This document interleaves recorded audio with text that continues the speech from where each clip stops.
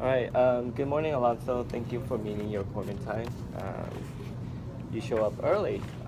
Anyway, today you'll be turning in what credit? Uh, U.S. history, credit 5. Okay. So okay. The first thing I want to do is have you warm up to discussing about your credit. So for the daily dilemma, can you turn to the please read out the question to the daily dilemma and um, how did you answer The that question? question is, should President Trump build a wall? Why or why not? Okay, so how did you answer that? And considering the benefits, the cost, and would it work? Okay. My answer was, I believe he will start off. I don't think it would make a difference if he does build a wall or not, because really mostly all immigrants don't jump the border. Um, there's different ways to get in the U.S. that I don't know of, but there is different ways. Doesn't matter how big the wall is. There's still gonna be immigrants coming from all over the world. Okay, so in your opinion, how would we be able to solve this immigration crisis? Because Donald Trump believed that people are pouring in from Mexico. How would you prevent this without building a wall? I don't really think there's a way to prevent immigrants from Mexico to coming over here, crossing the border to the Uh-huh. United States. They don't, it will be billions of dollars building the wall. It's So the gonna be cost is the too cost. great Yeah, to maintain. really, it's like a waste of money. And if you want to stop immigrants from coming over here, that's gonna be a lot of cost too as well. 'Cause, I mean, if they want to make new machines to make stuff like um, check if immigrants are coming, that's gonna be a lot of millions of dollars. Honestly, I don't think the wall will work. I mean, Okay. immigrants, they make tunnels. They don't really like And these jump the are you wall. these are not regular immigrants, but the illegal immigrants will find whatever means Yeah. to come here, Yeah, yeah. right? So in some way, maybe um, the U.S. should invest or make better maybe of those countries that are struggling with drugs and gangs and violence Yeah. and whatnot to make their lives better, so that way uh, it wouldn't be so drastic that these people will risk their lives to come to the U.S. Yeah, yeah. Okay. All right. Thank you. Okay. So in looking over your credit, I um, saw that you marked the text. You really thoroughly answer each of the questions. So you did a great job on the work. Do you have any questions with any of these? No, I don't have any questions right Okay, now. so let's go ahead and then talk about the performance task. So tell me a little about what you've done and what is the performance task. What my performance task was, I talked about Black Lives Matter. Uh-huh. No, And then okay, so the group that you picked was Black Lives Matter yeah. because this credit deal with civil liberties and ideals. Okay, so what exactly did you do for this? It asked for talking points and supporting arguments. So for 3 talking points. Yeah, it asked for a main message Uh-huh. about Black Lives Matter. Okay, so can you present to me one of the talking points Yeah, one and of the your supporting arguments. argument? Yeah. One of my talking points is I wrote, it's been proven that one race that has the most chance to get killed by a white police officer are black people. Okay, great. That is a very strong point. Where did you get this information from? This information, I got it from the site of Black Lives Matter. Okay, so Black Lives Matter. Yeah. Okay, and then just to be clear, when you get information from sites that support a cause or site who is being run or being promoted, do you think information on those sites are biased? I believe some information will be biased and the rest will be true about what's happening in the world or in the United Should States. you do more research when it comes to that in the future? Yeah, I think you should do more research just in case to see if it's true or not, if the information is true or not.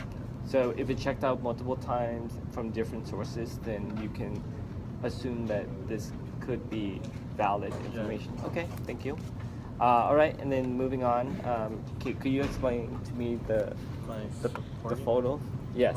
Well, the photos I printed out are different race marching with the Black Lives Matter movement. Okay, what? So Black Lives Matter, there's not just African American? Yeah, there's more than different colors involved too. So what is this movement to you? Like, why of all groups, why Black Lives Matter? Well, it's a big movement now. Like it started off in 2015, I believe. Mm-hmm. But to you, why Black Lives Matter? Well, for me, I think Black Lives Matter because. What did it mean for like your neighborhood, your family? You know, like why do you feel like you need to spread the word? Well, I mean, there's not that many blacks or other people. They're afraid of talking about like why Black Lives Matter. Some are afraid. Some before blacks were afraid to speak out to the public, and now there's big movements about it. So do you feel like as a minority you want to take upon this task to kind of spread the word? Yeah. And it's not, it shouldn't be where it's Black Lives Matter, but it's all lives, right? All lives matter. Okay, and then going back to your first talking point where you say that it has been shown that more African Americans do get killed by law enforcement, right? Mm-hmm. Okay. All right, and let's moving on. I gave you a 10-question quiz that you have to do for this. Where is it? Oh, it's right here. All right. So for the short answer, do you want to read it out? Yeah. And then give me your insights on. The questions they asked was, what are examples of inequality in U.S. history, and to what extent have these inequalities been pervasive over time? Okay. What are the roots of inequality for a particular group? My answer was, one example of inequality is the Alien Act.